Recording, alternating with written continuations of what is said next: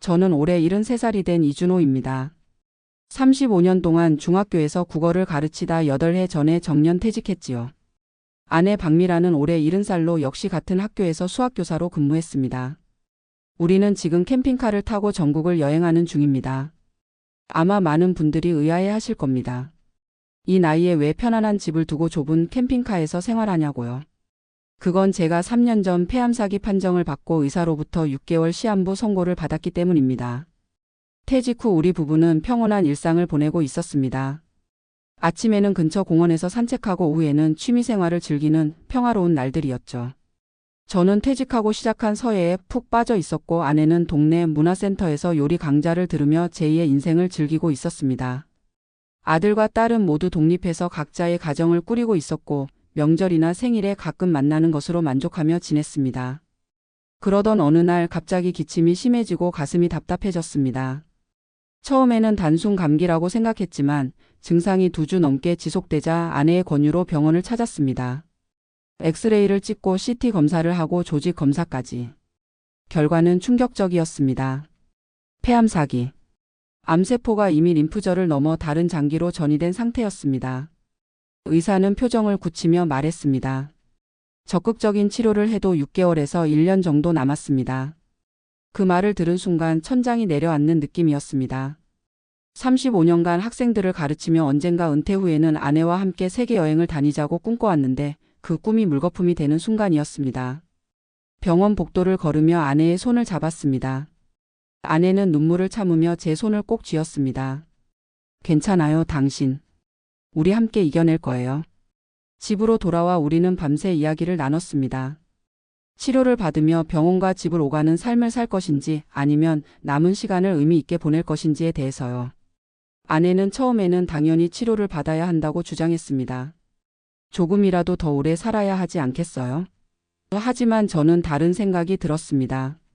미란아, 내가 35년 동안 교단에 서면서 가장 후회하는 것이 뭔지 알아? 너무 많은 것을 나중에로 미룬 거야.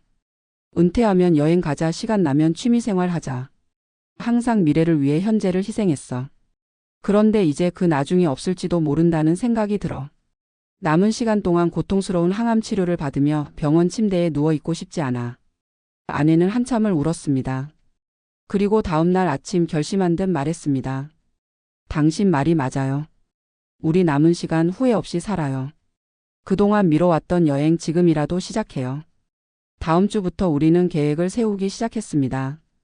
첫 번째로 한 일은 아들과 딸에게 상황을 설명하는 것이었습니다. 예상대로 자녀들은 크게 반대했습니다. 특히 아들은 화를 내며 말했습니다. 아버지 미쳤어요? 치료도 안 받고 무슨 여행이에요? 지금이라도 좋은 병원 알아보고 치료 시작해야 합니다. 딸도 울면서 설득했습니다. 아빠 제발요. 항암 치료 기술이 많이 발전했어요.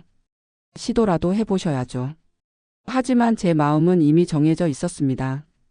결국 저는 최소한의 통증 완화 치료만 받기로 하고 나머지 시간은 여행하며 보내기로 했습니다. 다음 결정은 어떻게 여행할 것인가였습니다. 처음에는 기차나 버스를 타고 이동하는 방법을 생각했지만 체력적으로 힘들 것 같았습니다. 호텔을 옮겨 다니는 것도 번거로웠고요. 그러던 중 우연히 텔레비전에서 캠핑카 여행을 하는 노부부의 이야기를 보게 되었습니다. 그거다 싶었습니다. 바로 중고 캠핑카를 알아보기 시작했고 4천만 원을 들여 15년 된 중형 캠핑카를 구입했습니다. 교직원 연금으로 남편인 제가 월 260만 원, 아내가 120만 원을 받고 있어 생활은 크게 걱정되지 않았습니다. 캠핑카는 낡았지만 내부는 깨끗했고 두 사람이 생활하기에 충분했습니다. 작은 주방, 화장실, 침대, 그리고 작은 거실 겸 식탁이 있었습니다. 캠핑카를 구입한 다음 날 아들이 분노하며 찾아왔습니다. 아버지 미쳤어요? 4천만 원이면 좋은 병원에서 치료받을 수 있는 돈인데. 저는 아들의 손을 잡고 말했습니다. 준혁아, 아빠는 35년 동안 너희를 위해, 가족을 위해 살았어. 남은 생은 아빠가 원하는 대로 살고 싶구나. 이해해 주렴. 아들은 결국 눈물을 흘리며 돌아갔습니다. 캠핑카 생활은 처음에는 많이 불편했습니다. 좁은 공간에서 두 사람이 지내려니 자주 부딪히고 샤워 시설은 비좁았으며 요리하는 것도 쉽지 않았습니다. 하지만 곧 익숙해졌고 오히려 그 불편함이 우리를 더 가깝게 만들었습니다. 아내와 저는 학창시절 첫사랑으로 만나 48년간 함께했지만 이렇게 밀착해서 생활한 적은 처음이었습니다. 첫 번째 여행지는 강원도 양양이었습니다. 죽기 전에 꼭 보고 싶었던 바다였습니다. 아침에 일어나 창문을 열면 바로 파도 소리가 들리는 곳에 캠핑카를 세웠습니다. 아내와 함께 해변을 걸으며 이야기를 나눴습니다.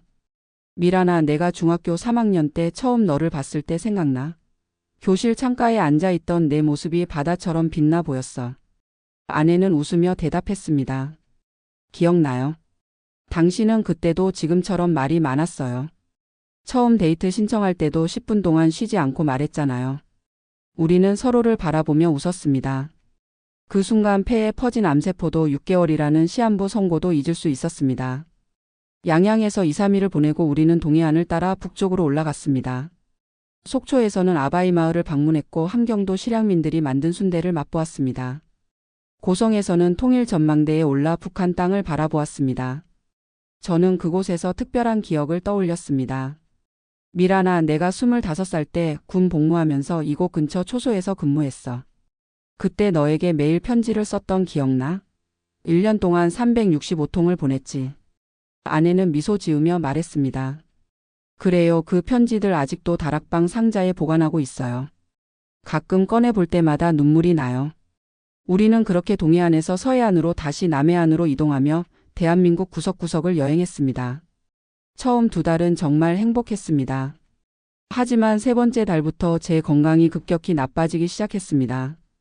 기침이 심해지고 가슴 통증이 심해졌으며 밤에는 숨쉬기가 힘들었습니다. 의사가 말한 6개월이 현실로 다가오는 것 같았습니다. 아내는 걱정스러운 표정으로 자주 물었습니다. 여보, 병원에 가볼까요? 하지만 저는 고개를 저었습니다. 아니, 괜찮아. 진통제만 먹으면 견딜만해. 사실은 견딜만한 정도가 아니었지만 아내를 걱정시키고 싶지 않았습니다. 5개월째 되는 날 우리는 제주도 성산 일출봉에서 일출을 보고 있었습니다. 갑자기 극심한 통증이 찾아왔고 저는 그 자리에서 쓰러졌습니다. 구급차에 실려 제주대학교 병원으로 이송됐고 중환자실에 입원했습니다. 의사는 아내에게 말했다고 합니다. 폐에 물이 차서 그렇습니다. 사실 이제 일주일이 힘들 것 같습니다. 저는 3일 동안 의식 없이 누워 있었습니다. 아들과 딸이 급히 제주도로 왔고 병실에는 가족들의 울음소리가 가득했습니다.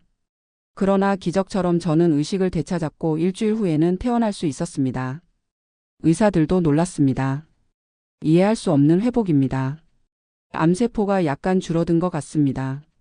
그 후로도 위기는 여러 번 찾아왔습니다.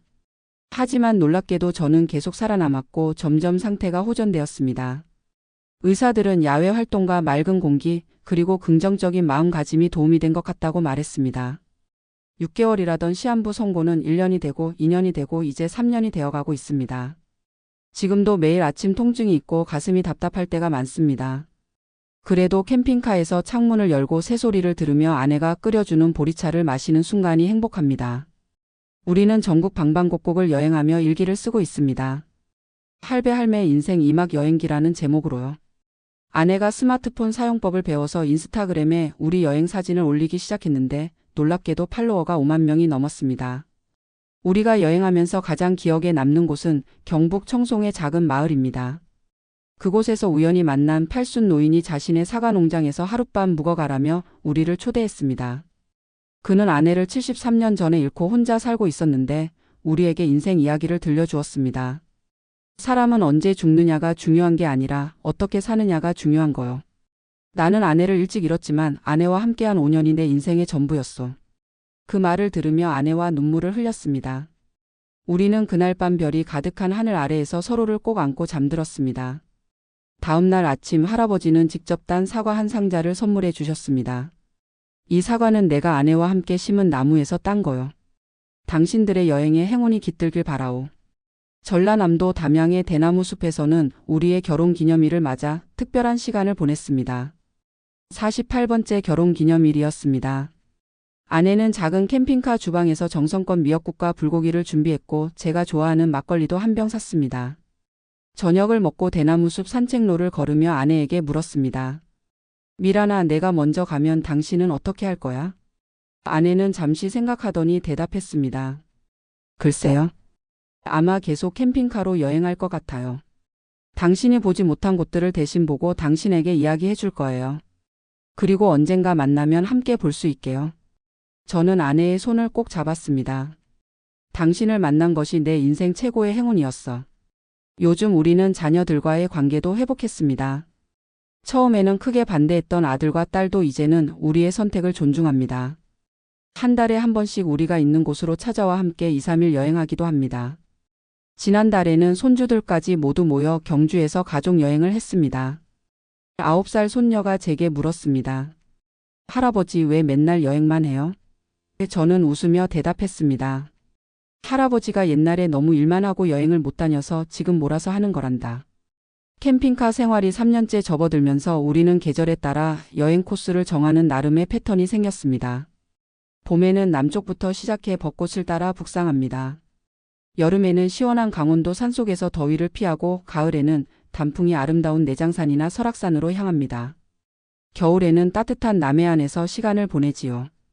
우리의 하루 일과도 정해져 있습니다. 아침 6시에 일어나 간단한 스트레칭을 하고 아침 식사 후에는 주변을 산책합니다. 오전 중에는 그날의 여행지를 둘러보고 점심은 주로 현지 맛집에서 먹습니다.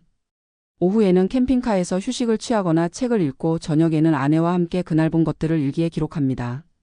제가 가장 좋아하는 시간은 밤하늘의 별을 보는 시간입니다. 캠핑카 지붕에 작은 의자 2개를 놓고 아내와 함께 별을 보며 이야기를 나눕니다. 저 별은 몇 광년 떨어져 있을까? 어쩌면 우리가 지금 보고 있는 빛은 수백 년 전에 출발한 것일지도 모르지. 이런 생각을 하면 제 삶이 더 특별하게 느껴집니다.